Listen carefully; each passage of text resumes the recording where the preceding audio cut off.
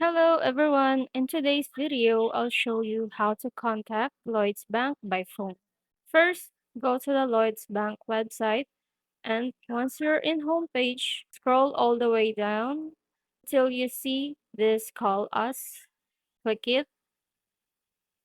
From here, scroll it down until you see this common issues. So it depends on what problem you are calling for. On them, choose first what issues you have before calling them. For example, card problems. Click it, and the drop down will show this lost and stolen cards, replacement cards. Also, this one for fraud. You can see the phone number or the telephone number. So it said that their lines are open 24 hours a day and 7 days a week, but they're only open from 8 a.m. to 6 p.m.